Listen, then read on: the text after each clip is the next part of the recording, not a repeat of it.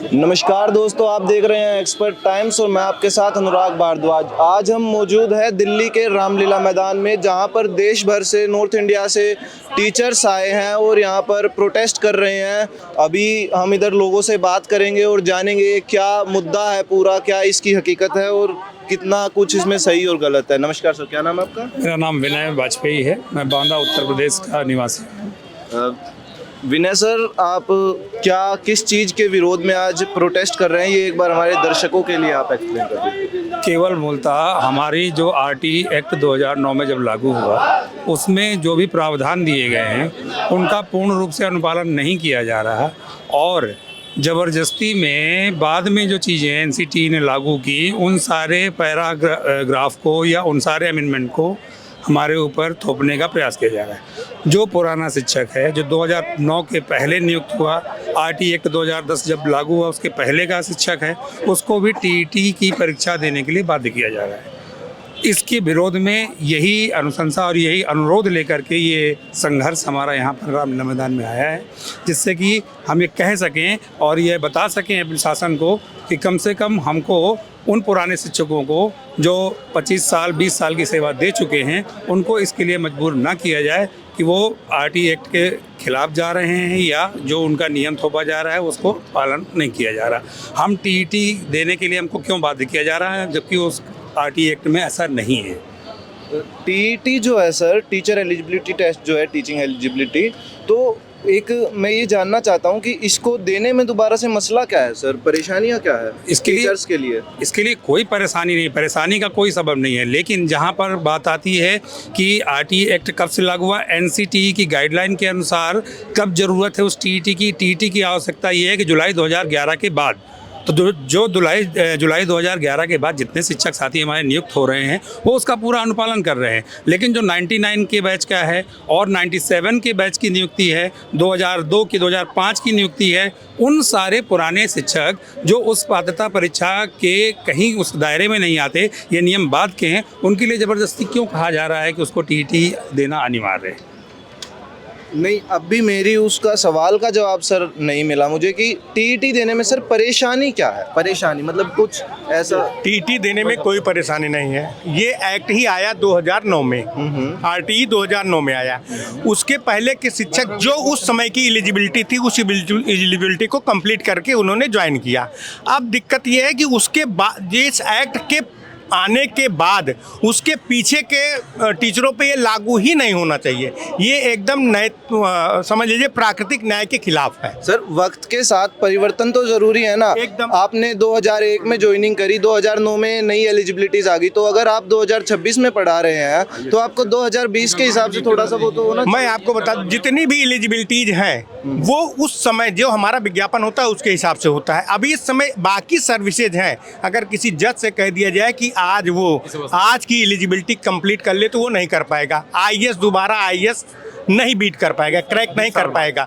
PCS इस as में हम लोगों की इस समय सर्विस 25 साल की, किसी की 30 साल की है, तो इस एज में हम फिर से उस जैसे सारे नए लोगों के साथ अगर रेस हो रही है, यंगर्स भी दौड़ रहे हैं और दूसरे मैं सबसे बड़ी विसंगति बता दूं, हमारे यहाँ जो ज्वाइनिंग हुई थी पहले इंटर बेस पे हुई थी, उसके बाद ग्रेजुएशन पे हुई, कुछ टीचर मृतक आश्रित में हैं, तो वो इस समय फॉर्म भरने की भी एलिजिबिलिटी नहीं रख रहे हैं। चूँकि इस समय जो एलिजिबिलिटी है वो बीएड या वो बीएड के साथ स्नातक और बीटीसी होना चाहिए। मतलब जो पुरानी एलिजिबिलिटी से जो पुराने टीचर्स आए थे उनकी नौकरियों पे एक तलवार लटका दी गई है एकदम पूरी तरह से, और जो कि एकदम प्राकृतिक न्याय के खिलाफ है। इस कारण से हम लोग विरोध करने आए। बाकी इसमें से जितने टीचर्स हैं, इसमें से लगभग 70% ने फिर से टीटी क्वालिफाई करके दिखा दिया है, क्वालिफाई कर दिया है। वो मतलब अयोग्य नहीं है, लेकिन ये सबके ऊपर थोपा जा रहा है, ये गलत है। तो इसका हल क्या है सर, इस मसले का जो इस मसले का हल यह है कि जो केंद्र सरकार जो है जो अमेंडमेंट किया था धारा 23 में, उसको जो है वो संशोधन करें और वो चीज़ कोर्ट में सबमिट करें, जिससे जो है कोर्ट हम लोगों को इस जो वो मकर जाल है उससे हम बाहर आ सकें, क्योंकि ये प्राकृतिक न्याय के एकदम खिलाफ है। पूरी तरह से ये जो है अनजस्टिफाई है। ये जो आरटी एक्ट आपने लिखा हुआ है, एक बार हमारे दर्शकों के लिए थोड़ा सा एक्सप्लेन कर दीजिए। आरटी एक्ट जो है 2011 में लागू हुआ। उसके बाद जितने भी नियुक्तियां हो रही हैं वो सब टीटी पास हैं, सारे लोग पास हैं। और हम लोग उसके पहले 2011 के पहले जितने भी टीचर हैं, हम लोगों ने उस समय की जो क्वालिफिकेशन थी उसको हम अचीव किए हैं और इसके बाद हमारी नियुक्ति हुई है। दूसरी बात हम आपको बताना चाहते हैं कि हम लोग जो है हर साल जो है कुछ ना कुछ ट्रेनिंग विभागीय हुआ करती है, जिसको हम लोग देते हैं। तो उसमें हमको रिफ्रेश होने की कहीं ऐसी कोई दिक्कत नहीं है कि हम रिफ्रेश नहीं हैं। हम रिफ्रेश हैं। हम जो पढ़ा रहे हैं वो बहुत ही विधिवत अपडेटेड हैं। हमको ऐसा कुछ नहीं है कि हम अपडेट नहीं हैं। तो ये नए सिरे से कानून ला करके हम लोगों को बाहर करना, ये जो है अन्याय है। ये सरकार और कोर्ट दोनों की मिली भगत से हुआ है। ये जो है ये काला कानून वापस होना चाहिए, यही हमारी केंद्र सरकार से मांग है। और कोर्ट में भी हमारी अपील है कि वो जो है इस चीज़ को फिर से रिवीजन में इसको जो है संशोधन करें। ये कोर्ट से गलत हुआ है, कोर्ट ने गलत निर्णय लिया है।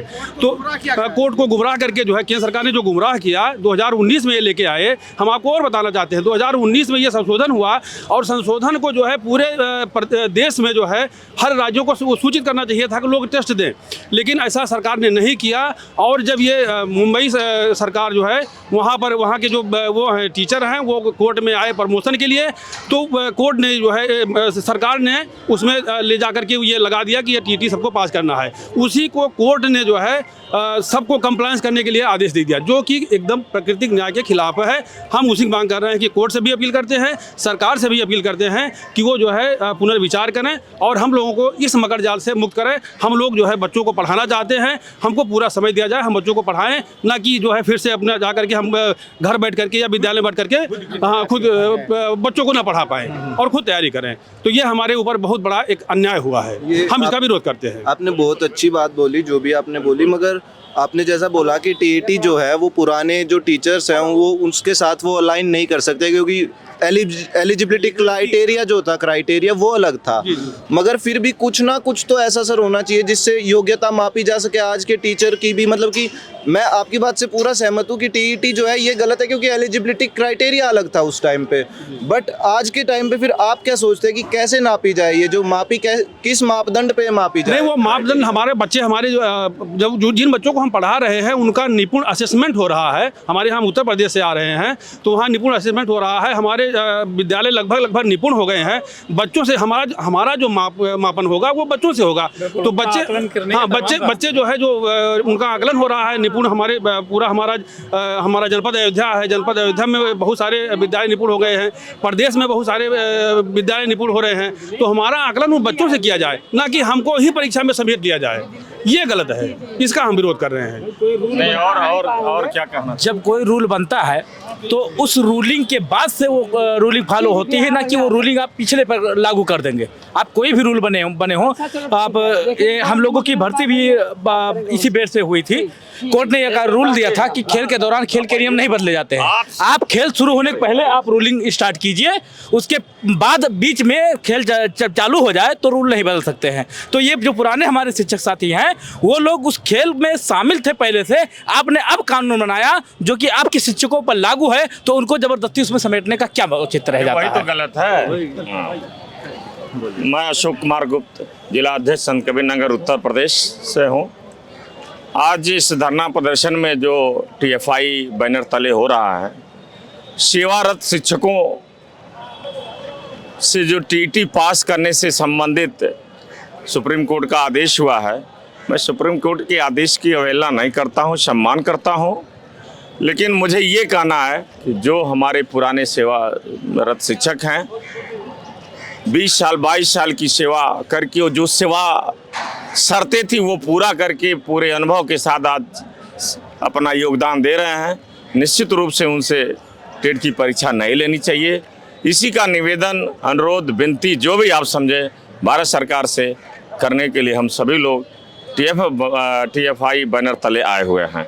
मैं आप सभी से भी अनुरोध करता हूं कि आप लोग भी मीडिया के माध्यम से शासन तक हम सभी की बात पहुंचाएं कि जो सेवारत शिक्षक हैं निश्चित तौर पे उनको टीटी से मुक्त किया जाए। ठीक है, टीटी की अनिवार्यता आवश्यक है, तो जो नए सेवाएं हैं उनके लिए लागू रहे, हमें कोई आपत्ति नहीं है। बशर्ते जो पुराने जो 2010 के बाद जो नियम लागू हुआ है उसका हम विरोध नहीं करते हैं, लेकिन जो पुराने सेवारत शिक्षक हैं वो 20-22 साल सेवानिवृत्त होने वाले हैं, उनको टीटी से मुक्त रखा जाए। बहुत बहुत धन्यवाद। आपसे बात उस एक्चुअली जब ये लाया गया, रूल लाया गया, तो जब टीईटी की क्राइटेरिया लाई गई एलिजिबिलिटी के लिए तो 2010 के बाद लाई गई। तो 2010 के बाद जितने भी लोग हैं उनसे टीईटी लिया जा रहा है, हमारे टीचर एलिजिबिलिटी क्राइटेरिया को फॉलो कर रहे हैं। उसके पहले जो एलिजिबिलिटी क्राइटेरिया थी वह टीईटी नहीं थी। तो जब रूल हुआ 2019 में, जो 19 में रूल आया, वो उस रूल के अकॉर्डिंग ये होना चाहिए ना कि उसके बाद जो टीईटी, जैसे टीईटी उसके पहले था ही नहीं 2010 के पहले, तो 2010 के बाद जब आया तो सारे शिक्षक उसको फॉलो कर रहे हैं, लेकिन उसके पहले शिक्षकों से क्यों फॉलो करवाया जा रहा है? जबकि कोई भी जो रूल बनता है वो अग्रगामी होता है ना कि पश्चगामी होता है। तो ऐसा बात है ना कि मान लीजिए मुझसे कोई गलतियां हुई है बहुत सारी जीवन में, और अब मैंने जो है आज इस जगह पर पहुंच के मैंने उन गलतियों का जो है हल ढूंढ लिया है कि ये जो मुझसे गलतियां हो रही थी ये यूं ठीक हो सकती है। तो मैं एक भी चीज़ का तो ध्यान रखूंगा कि मैं आगे से गलती ना करूं, मगर मैं कहीं ना कहीं अपनी पिछली गलतियां भी तो सुधारना चाहूंगा। तो मैं वो जानना चाह रहा हूं कि अगर टीईटी नहीं होगा तो वो गलतियां किससे हुई? नहीं, मैं शिक्षक समाज पे कोई उंगली नहीं उठाना चाह रहा हूं, मैं बस 1% को बोल रहा हूं जो कि हर जगह होता है। 1%, 10% हर जगह होता है। तो मैं यूं जानना चाह रहा हूं कि उस 10% के लिए क्या हल निकाला जाए। उस 10% क्या आप कहना चाहते हैं? 10% मतलब कैसे 10%? जो 10% आज के टाइम के साथ अलाइन नहीं कर पा रहे हैं, जो इनकम्पैटिबल है। 90% है। आज के टाइम के हिसाब से सारे शिक्षक अलाइन कर रहे हैं। अगर सारे शिक्षक हमारे अलाइन नहीं करते तो आखिर वो टीचिंग कैसे कर रहे हैं? और टीचिंग हो रही है तो भारतीय देश की ये शिक्षा प्रणाली तो हम भी जानते हैं कितने पानी में, आप भी खुद भी जानते हैं, आप खुद शिक्षक है एक। तो शिक्षा प्रणाली तो पूरे सिस्टम पे फिर प्रश्न है ना, कोई प्रश्न तो पूरे सिस्टम पे ही है, कहीं सिस्टम पे प्रश्न शिक्षक पे ही प्रश्न। शिक्षक वाला ही कोई सिस्टम नहीं है, किसी शिक्षक के लिए अलग से सिस्टम बनाया जाएगा। हर विभाग में, हर विभाग को आप झांकेंगे ताकेंगे तो आप हर विभाग में वही चीज करिए ना। आप ये बताइए जिस पैमाना पे हमको आपने नियुक्त किया था, जो मानक था, उस मानक को हमने पूरा किया है। पूरा ही किया। अब ये बताइए जो बेसिक में पढ़ाता है टीचर, तो आप जानते हैं कि धीरे धीरे सबकी जो है एक आयु जो होती है वो बढ़ती है, उसी हिसाब से क्षमता भी घटती है, ये नेचर है। तो कोई ये हम लोग के लिए कोई अलग से कुछ नहीं है। हमारी जो मानक थे उसको हमने पूरा किया है तब नौकरी पाया है, बस ये है। अब कुछ नहीं है ऐसा। 100% है उसके लिए, 100% योग्य है। योग्य नहीं थे तो नौकरी कैसे पाए? हमने नौकरी कैसे दी? हर जगह 100% तो सर योग्य नहीं हो सकते। आप भी जानते हैं कि कई टीचर्स होते हैं, कई टीचर्स होते हैं। मेरी बात नहीं है, हम मान ही नहीं सकते। जो मानक था उसको पूरा ही तो किया गया है। मेरी बात सुनना तो एक बार सुनने की कोशिश कीजिए कि हमने कई बार देखा है, आपने खुद भी देखा होगा सर, कि कई जगह टीचर्स ऐसे होते हैं जो कि कई बार इंस्पेक्शंस होते हैं, कुछ टीचर्स ऐसे होते हैं जो खुद बच्चों के सामने 4 का टेबल नहीं लिख पाते हैं। मैं उनका जानना चाह रहा हूँ कि उनके लिए क्या वो लेने चाहिए स्टेप। 4 के टेबल के लिए ये नहीं है कि कोई एक व्यक्ति है तो उसको सब पूरे समाज को दोषी दे दीजिए आप। मैं पूरे समाज को मैंने दोषी नहीं दिया, मैंने 1% बोला सर। 1%। 1% नहीं है ये भीड़, ये 1% भीड़ नहीं है। इसमें भी 1% मिल जाएगा सर। 1% मैं आपको ढूंढ के दिखा सकता हूँ। बात नहीं पकड़ पा रहे हैं। ये 1% की भीड़ नहीं है, ये 99% की भीड़ है। आज 1% की नहीं है। ये धरना जो किया जा रहा है 20 लाख शिक्षकों के हित की बात की जाए। आप जो 1% की बात है, उन्हें प्रशिक्षण देना, उन्हें प्रशिक्षित करके वो स्टेप्स जानना चाह रहा हूँ कि उनको पहचाना कैसे जाए। उनको पहचानने के लिए खंड शिक्षा अधिकारी बने हैं, बीएसए बने हैं, एडी बेसिक बने हैं, एआरपी बने हैं और डायट प्राचार्य हैं। ये सब समय समय पर उनका मूल्यांकन करते हैं। मूल्यांकन में इस प्रकार के चिन्हित अध्यापकों को प्रशिक्षित किया जाता है और यदि वो बिल्कुल नाकाम है तो उनको निकाल भी दिया जाता है, उनको टर्मिनेट भी किया जाता है, लेकिन विभागीय कार्रवाई की जाती है। लेकिन आपको लगता है कि विभागीय कार्रवाई पूरी तरीके से सक्षम है सर? आपको लगता है? बिल्कुल है। आप ये सोचिए कि अध्यापकों की जांच, आप जो चीज जानना हम आपको बता रहे हैं, अध्यापकों की जांच जितनी होती है, अध्यापकों की जितनी जांच होती है, शायद अन्य विभाग की जांच करा ली जाए तो सारे विभाग अपने आप स्वतः बंद हो जाएंगे। अध्यापक की जांच सुबह जब जाता है वो विद्यालय में, उसी समय गांव वाले भी सबसे पहले मूल्यांकन करते हैं, उनका वीडियो बनाते हैं और अगर समय से नहीं पहुँचे तो बीएसए साहब के पास पहुँचे, शिकायत पहुँच जाती है। तो ऐसा नहीं है, अध्यापकों से ज़्यादा पारदर्शी, मैं गारंटी के साथ कहता हूँ कि अध्यापकों से ज़्यादा पारदर्शी कोई भी विभाग कोई काम नहीं करता है।